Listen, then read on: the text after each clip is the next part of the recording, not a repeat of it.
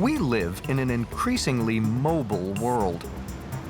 Today, more than any other time in the past, we are in the position of being able to travel wherever we want, whenever we want. In 2012, the world hit a travel milestone. For the first time in history, according to the United Nations World Tourism Organization, more than 1 billion tourists traveled around the world in a single year. This figure is even more extraordinary because just over 60 years earlier, it was only 25 million. France was the most popular country, with over 83 million tourists visiting in 1 year.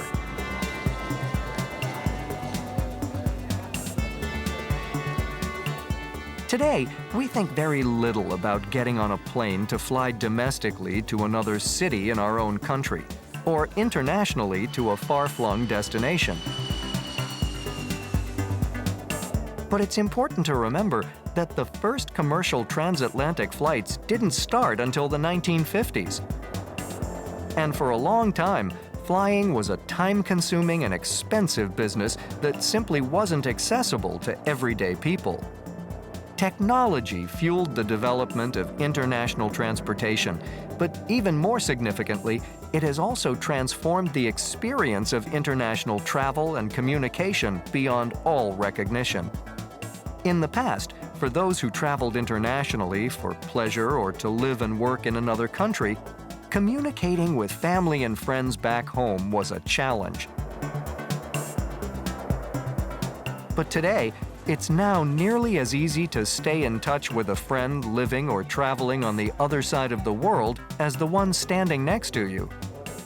As a result of all these technological changes, the world has become what we call a global village.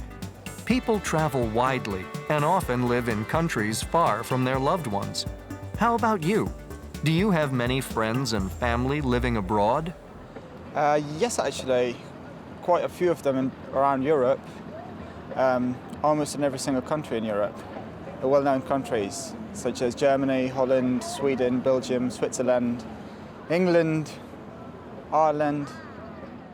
I have a huge number of friends living in New York at the moment, which is why I'm visiting for work and for pleasure and for a whole range of reasons they're over here. So I thought I would pop past and spend a week in the sunshine because it is winter back home in Melbourne.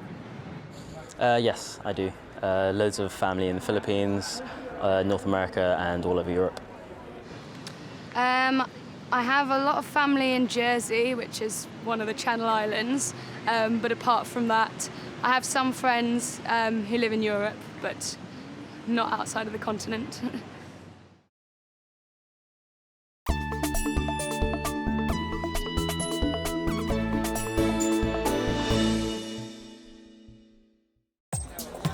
It is now estimated that nearly 80% of the world's population has access to a cell phone. It is thought that in less than 2 years, there will be more mobile phones than people on the planet. With smartphones that can connect to the internet and the explosion of social media sites like Twitter, Facebook, and Instagram, there are more and more ways to stay in touch with your family and friends, wherever they live. So many of these developments have happened so quickly, it has become increasingly difficult to remember how we communicated before. And for some people, it's almost impossible to imagine how we would manage without internet and cell phones. How about you? How do you communicate with people abroad? Generally by Skype. Has this changed over time? Yes, it has changed over time. It used to be letters and telephone calls, and now it's email and Skype. Can you imagine a world without internet-based communication now? No, it's my job and I need the internet to work. How do you communicate with friends and family abroad? Yeah, there's a whole range of different methods you can use to keep in touch with your friends and family when they're overseas. I would predominantly use things like Facebook and email and Skype. For my more media savvy friends, we may use Twitter to keep in touch. Obviously, Instagram is a great way of getting an idea of what people are up to in a snapshot of their day. So yeah, there's so many tools that have just come around in the last few years that make keeping in touch a lot easier. Has the way that you've communicated with friends and family changed over time? Yeah, it's definitely changed the way that we keep in touch when friends or families are overseas. I think in the past, I know that when I travelled 3 or 4 years ago, the best way to get info home is, you'd send an email and then you'd send a couple of postcards. But now, you just send a Facebook message, you send a Facebook update, and Mum and Dad know where you are. So it's a lot easier and faster. Could you imagine a world today without any internet-based communications?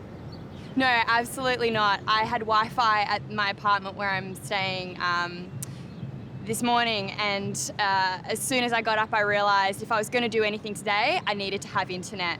So the first thing I did was jump on the train and go and get myself hooked up with a US SIM card so that I had my internet at my fingertips, because it's scary how lost you feel when you don't have the internet right there at your fingertips. You feel you don't have your maps, you don't have your contacts, you don't have any of that things that keeps you grounded and keeps you connected with society. So yeah, a world without internet is quite foreign to me.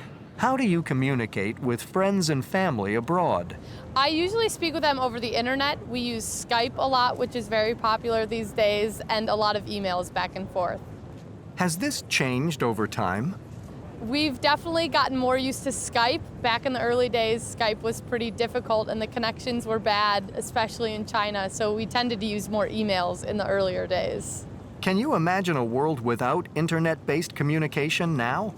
I honestly cannot. I was saying to a friend the other day that I couldn't imagine that my grandfather, who's now 100 years old, never had internet growing up, and I just can't imagine life without a smartphone and without constant internet access. How do you communicate with friends and family abroad? I communicate with them on Skype and via email and through social networking as well, so Facebook and Twitter. Has how you communicate with them changed over time? I used to communicate sometimes through letters when I was very, very young. But yeah, predominantly now through social media, which obviously is occurred in the last few years. Can you imagine a world today without any internet-based communications? I think that people would be on time, because I think before, when you had only telephones in the house and you had no internet, you'd say to people, I'll meet you here at this time, and you'd just be there. Whereas now, because you can say, I'm running 5 minutes late, I'm running 10 minutes late, you've got an excuse. So I think people would be on time if we didn't have those.